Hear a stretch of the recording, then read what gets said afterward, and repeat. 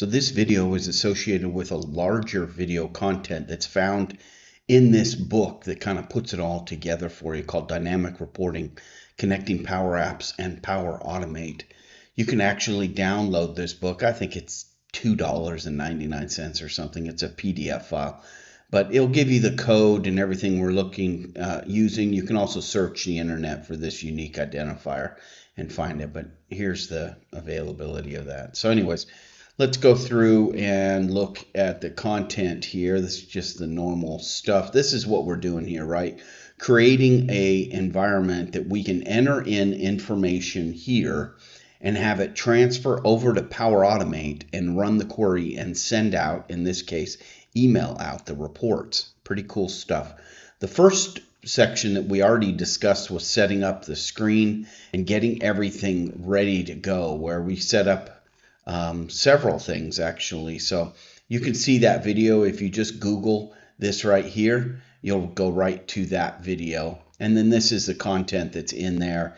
We set up the screen, we add a label, a text label in there, we define the text label, and then we set up a drop down control that actually pulls from a column within the SharePoint list. Right there, there's the code, and we pull that so we get it all wired up. So basically we set up a drop down list to pull from a column within our SharePoint environment. So again, if you missed that video, either purchase the book on Gumroad or go here to Lush. Just type this into Google and Lush plus square bracket, the number square bracket, and then it'll bring you right to the video and you can view that. Okay, so let's go ahead without further ado here.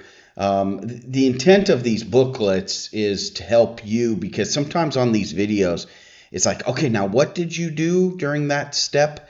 So the intent here is that you can literally do this with the screenshots themselves, and different than in a video. I'm doing the video as well, but different than in a video, it makes it just a little bit easier to kind of follow along sometimes. So here's where we're starting here. We're going to start with creating a, let's go over to Power Automate here. We're going to open up Power Automate so you can go ahead and follow along with me here.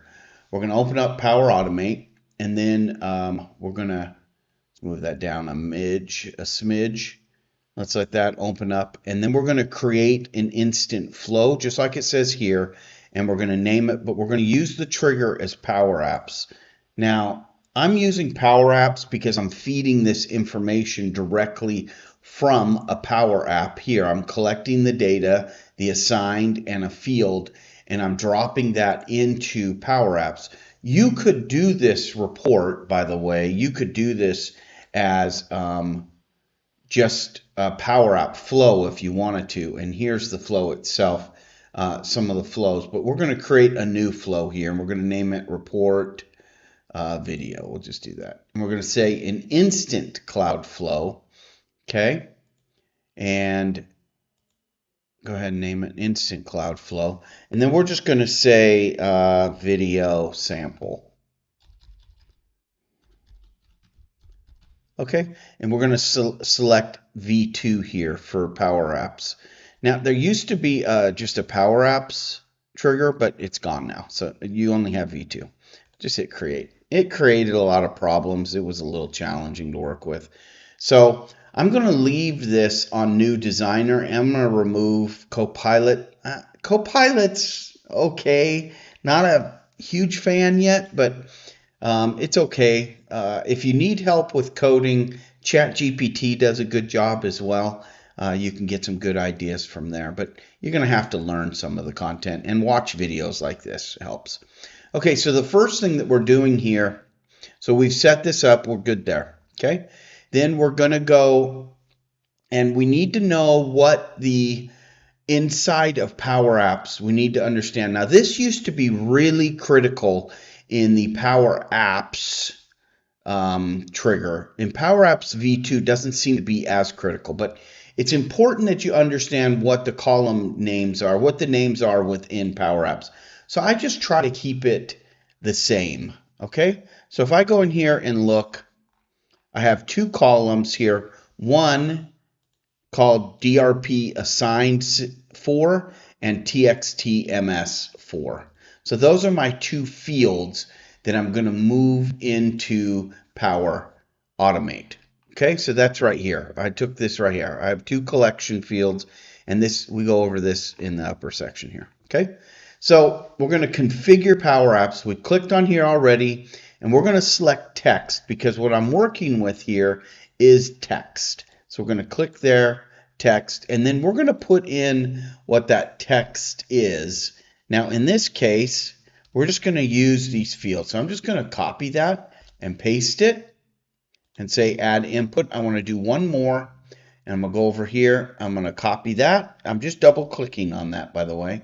Go, and then here, and Control V to paste it. Okay, so now I have the exact inputs as I have within, they're named exactly the same. So it just makes it easier when I troubleshoot things. Okay, so we notice here, drop assigned, add action. Okay, the next thing we want to do inside this flow is we want to initialize some variables. And the reason why is we're going to collect data inside of these variables as we move down through this flow. Okay, so again, the intent of the booklet and this video is to follow the screens. If you follow the screens, you don't even have to read the text. If you get stuck, maybe you read the text. But here, we're just following the screen. So here, we're going to add in this variable right here. So let's go ahead and go over there. And we're just going to click. And again, I'm in the new designer. The old designer looks a little bit different. It doesn't pop up here. It kind of pops up there. And it's kind of a... so anyway, so do what you need to do. So I'm just going to type in initialize. And notice there, right there, I want initialize variable right there. Okay, so it's gone ahead and done that. And we're just going to put in this variable here. And I always put var in front of my variable names. And then I always put the name of the variable in the title as well.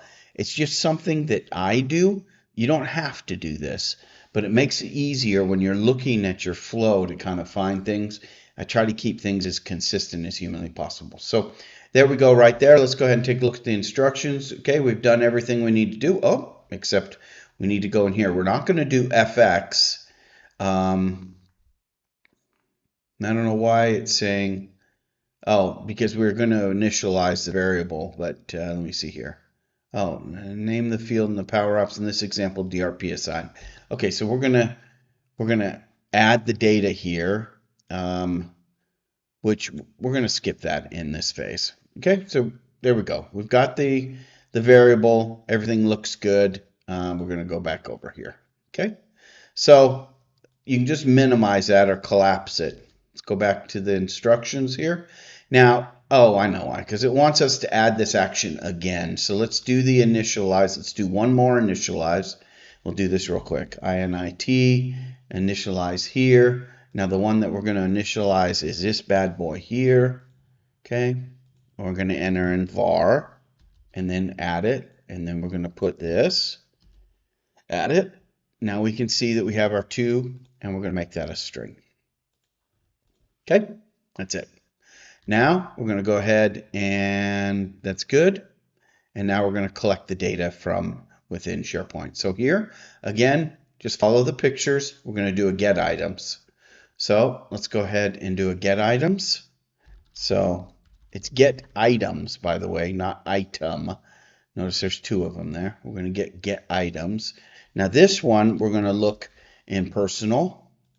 And then the list name is priority task. Right there, priority tasks. Now, here you can see we're getting items, priority tasks, and notice that we hit show all because we're going to do an assign, and we want it to equal, okay?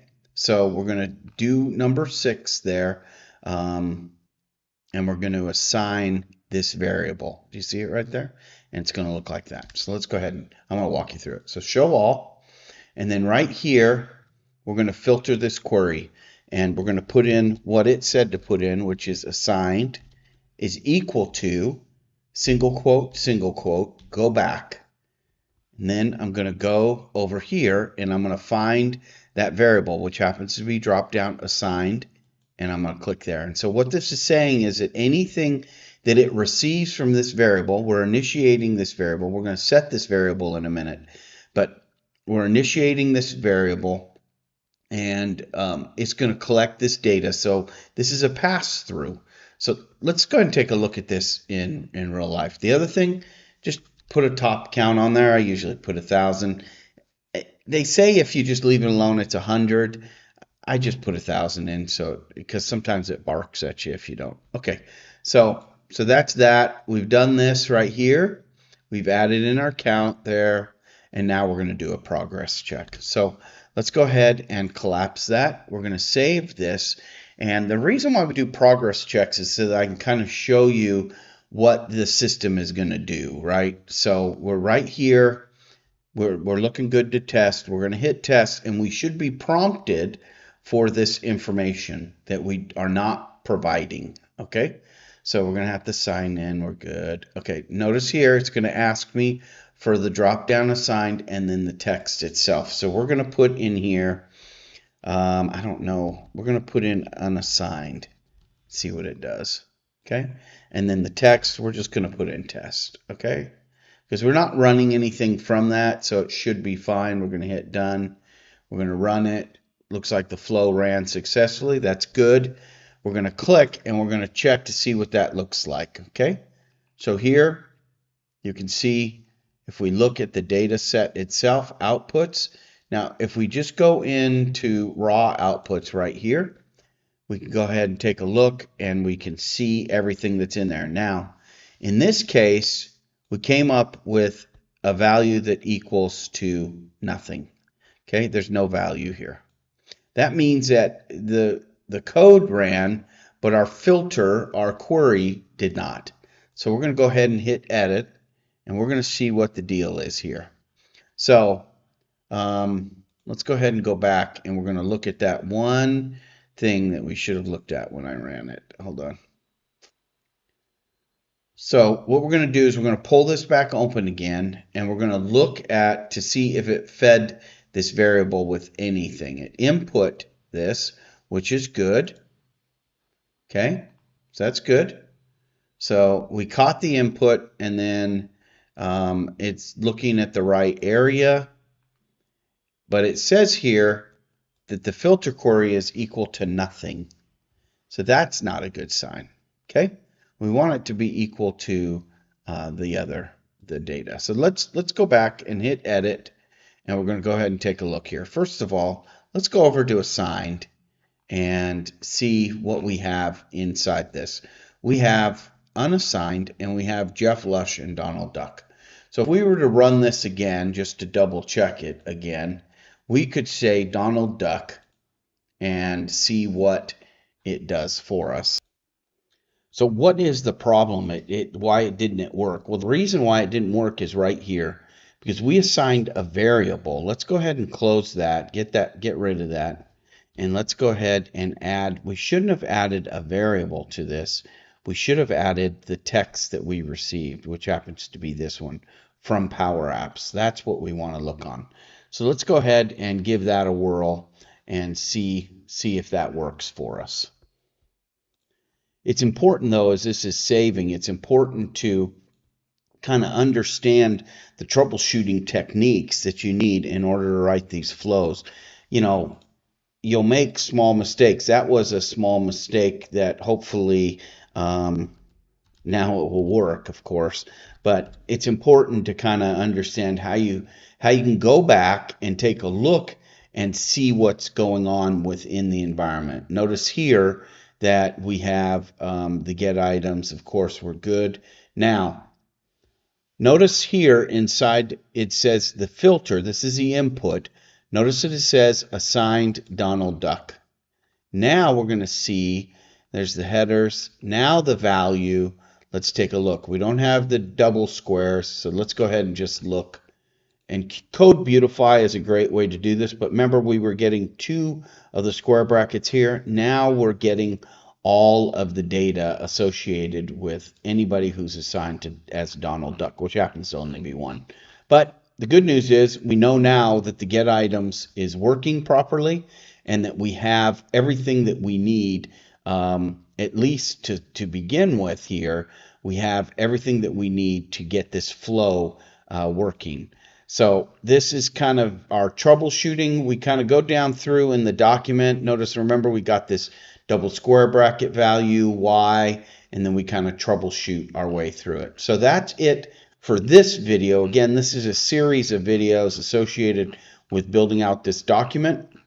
As you can see, the reason why we broke it up, because it could get quite long. The next thing that we're going to do, now that we have all the data flowing from the proper location, we know that it's working, we're going to create the HTML table for the report. So tune in to the next episode. Thank you.